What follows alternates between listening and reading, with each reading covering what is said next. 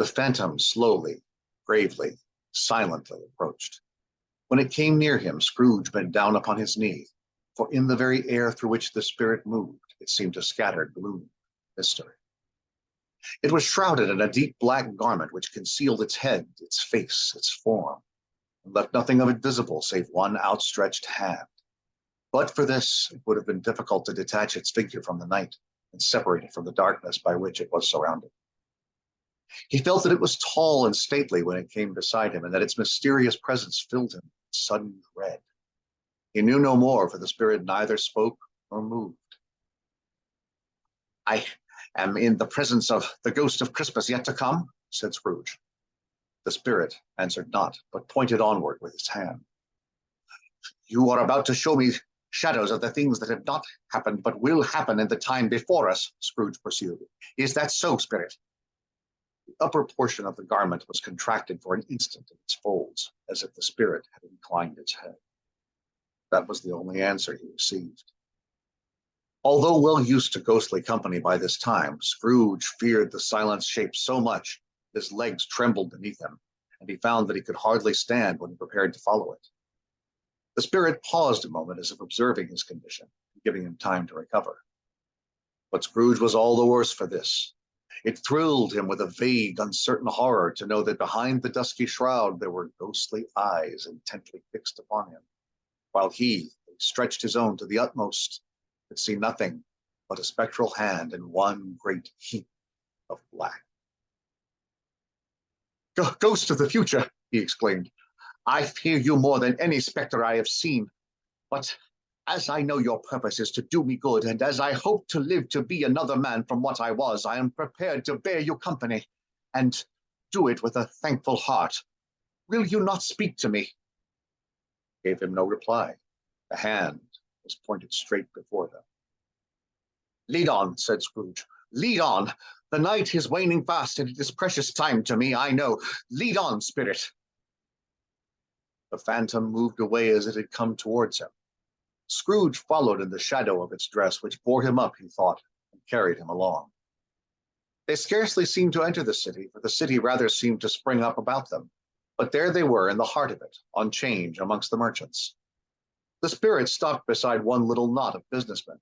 Observing that the hand was pointed to them, Scrooge advanced to hear them talk. "No," said a great fat man with a monstrous chin. "I don't know much about it either way. Only know he's dead." "When did he die?" inquired another. "Last night, I believe." "Why, what was the matter with him? I thought he'd never die." "God knows," said the first with a yawn. "What has he done with his money?" asked a red-faced gentleman. "Haven't heard," said the man with the large chin. "Company, perhaps. Hasn't left it to me, that's all I know. Aye. Scrooge was at first inclined to be surprised that the spirit should attach importance to conversation apparently so trivial. But feeling assured that it must have some hidden purpose, he set himself to consider what it was likely to be. It could scarcely be supposed to have any bearing on the death of Jacob, his old partner, for that was past, and this ghost's province was the future. He looked about in that very place for his own image, but another man stood in his accustomed corner, and though the clock pointed to his usual time of day for being there, he saw no likeness of himself among the multitudes that poured in through the porch. It gave him little surprise, however, for he had been revolving in his head a change of life, and he thought and hoped he saw his newborn resolutions carried out in this. They left this busy scene and went into an obscure part of the town, to a low shop where iron, old rags, bottles, bones, and greasy offal were bought. A gray-haired rascal of great age sat smoking his pipe. Scrooge and the phantom came into the presence of this man, just as a woman with a heavy bundle slunk into the shop. But she had scarcely entered when another woman, similarly laden, came in too, and she was closely followed by a man in faded black. After a short period of blank astonishment in which the old man with the pipe had joined them, they all three burst into a laugh. "Let the charwoman alone to be the first," cried she who had entered first. "Let the laundress alone to be the second, and let the undertaker's man alone to be the third. Look here, old Joe, here's a chance. If we hadn't all three met here without meaning it." "You couldn't have met a better place. You were made free of it long ago, you know, and the other two ain't strangers. What have you got to sell? What have you got to sell? Half a minute's patience, Joe, and you shall see. What odds, then? What odds, Mrs. Dilber? Said the woman. Every person has a right to take care of themselves. He always did. Who's the loss for a few things like these? Not a dead man, I suppose. Mrs. Dilber, whose manner was remarkable for general propitiation, said, No, indeed, ma'am. If he wanted to keep him after his dead, a wicked old screw, why wasn't he natural in his lifetime? If he had been, he'd have had somebody to look after him when he was struck with death, instead of lying, gasping out his last there alone by himself. It's the truest word that ever was spoke. It's a judgment on him. I wish it was a little heavier judgment, and it should have been, you may depend upon it, if I could have laid my hands on anything else.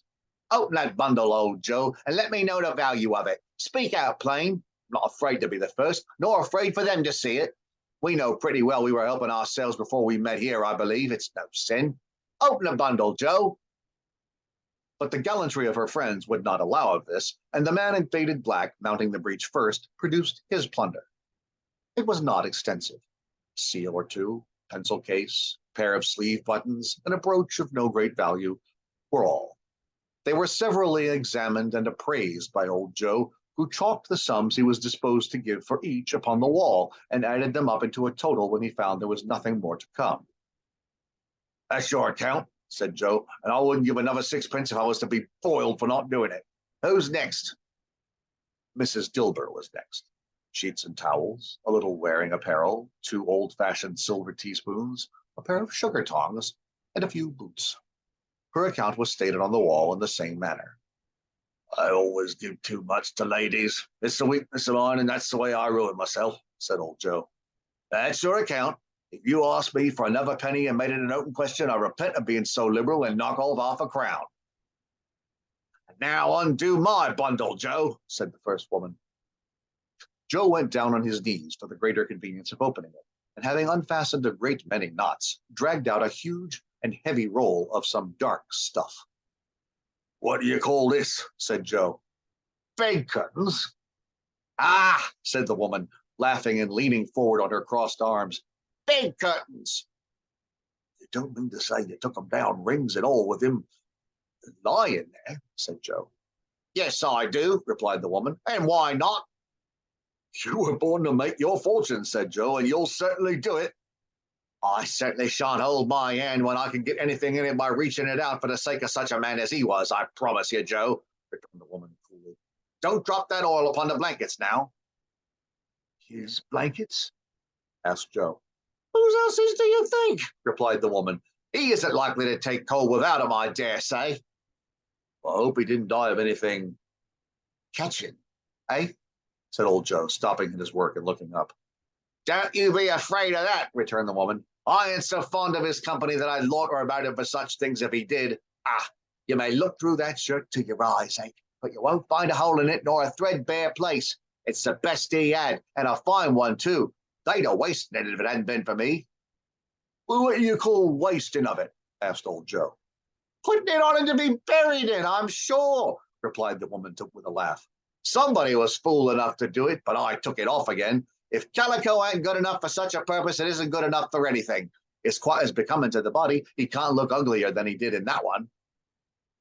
Scrooge listened to this dialogue in horror. As they sat grouped about their spoil in the scanty light afforded by the old man's lamp, he viewed them with a detestation and disgust which could hardly have been greater though they had been obscene demons marketing the corpse itself.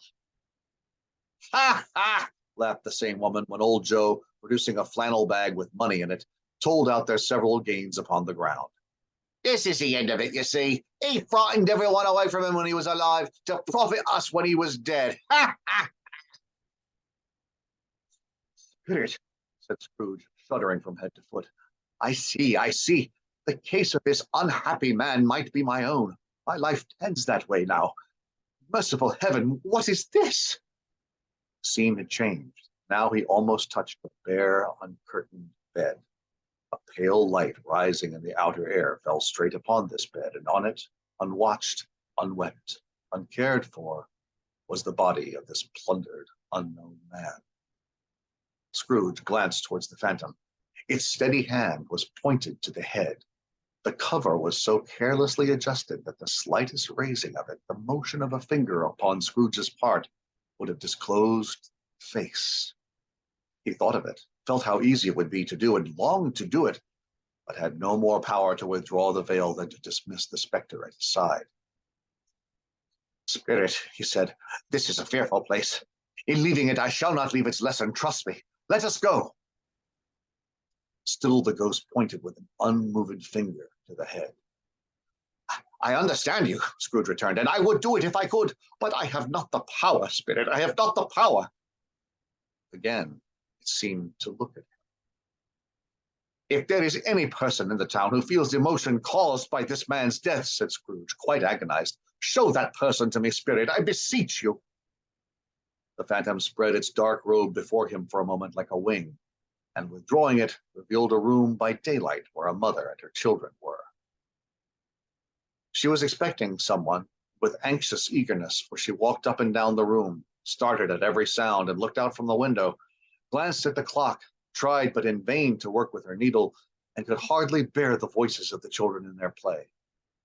At length the long-expected knock was heard. She hurried to the door and met her husband, a man whose face was careworn and depressed, though he was young. There was a remarkable expression in it now, a kind of serious delight of which he felt ashamed, which he struggled to repress. He sat down to the dinner that had been hoarding for him by the fire, and when she asked him faintly what news, not until after a long silence, he appeared embarrassed at how to answer. "Is it good," she said, "or bad?" "Bad," he answered. "We are quite ruined?" "No, there is hope yet, Caroline." "If he relents," she said, amazed. "There is? Nothing is past hope if such a miracle has happened." "He is past relenting," said her husband. "He is dead." She was a mild and patient creature if her face spoke truth. She was thankful in her soul to hear it, and she said so with clasped hands. She prayed forgiveness the next moment and was sorry. The first was the emotion of her heart. "What the half-drunken woman whom I told you of last night said to me when I tried to see him and obtain a week's delay, what I thought was a mere excuse to avoid me, turns out to have been quite true. He was not only very ill, but dying then." "To whom will our debt be transferred?" "I don't know. But before that time we shall be ready with the money. And even though we were not, it would be a bad fortune indeed to find so merciless a creditor and his successor. We may sleep tonight with light hearts, Caroline." Yes. Soften it as they would, their hearts were lighter. The children's faces, hushed and clustered round to hear what they so little understood, were brighter. And it was a happier house for this man's death. The only emotion that the ghost could show him caused by the event was one pleasure. "Let me see some tenderness connected with a death," said Scrooge, "or that dark chamber spirit which we left just now will be forever present to me." The ghost conducted him through several streets familiar to his feet, and as they went along, Scrooge looked here and there to find himself, but nowhere was he to be seen. They entered poor Bob Cratchit's house, the dwelling they had visited before, and found the mother and the children seated round the fire. Quiet. Very quiet. The noisy little Cratchits were still as statues in one corner and sat looking up at Peter, who had a book before him. The mother and her daughters were engaged in needlework, but surely they were very quiet. The mother laid her work upon the table and put her hand up to her face. "Color hurts my eyes," she said. "They're better now again. It makes them weak by candlelight, and I wouldn't show weak eyes to your father when he comes home for the world. It must be near his time." "Past it, rather," Peter answered, shutting up his book. "But I think he has walked a little slower than he used these last few evenings, Mother. I have known him walk with Tiny Tim upon his shoulder very fast indeed." "And so have I," cried Peter. "Often." "And so have I," exclaimed another. So had all. But he was very light to carry, and his father loved him so that it was no trouble, no trouble. And there is your father at the door." She hurried out to meet him. Little Bob, in his comforter, he had need of it, poor fellow, came in. His tea was ready for him on the hob, and they all tried who should help him to it most. Then the two young Cratchits got upon his knees and laid each child a little cheek against his face, as if they said, "Don't mind it, father. Don't be grieved." Bob was very cheerful with them and spoke pleasantly to all the family. He looked at the work upon the table and praised the industry and speed of Mrs. Cratchit and the girls. It would be done long before Sunday, he said. "Sunday? You went today then, Robert?" "Yes, my dear," returned Rob. "I wish you could have gone. It would have done you good to see how green a place it is. But you'll see it often. I promised him that we would walk there on a Sunday. My little child. My little child." Broke down all at once. He couldn't help it. If he could have helped it, he and his child would have been farther apart, perhaps, than they were. They drew about the fire and talked, the girls and mother working still. Bob told them of the extraordinary kindness of Mr. Scrooge's nephew, whom he had scarcely seen but once, and who, meeting him in the street that day and seeing that he looked a little, just down, said Bob, inquired what had happened to distress him. "On which," said Bob, "for he is the pleasantest spoken gentleman you ever heard, I told him, 'I am heartily sorry for it, Mr. Cratchit,' he said, 'and heartily sorry for your good wife.' By the by, how he ever knew that, I don't know." "Knew what, my dear?" "Why, that you were a good wife," replied Bob. "Everybody knows that," replied Peter. "Very well observed, my boy. I hope they do," cried Bob. "Heartily sorry," he said, "for your good wife. If I can be of service to you in any way," he said, giving me his card, "that's where I live. Pray come to me." "Now, it wasn't," cried Bob, "for the sake of anything he might be able to do for us, so much as his kind way, that this was quite delightful. It really seemed as if he had known our Tiny Tim, felt with us." "I'm sure he's a good soul," said Mrs. Cratchit.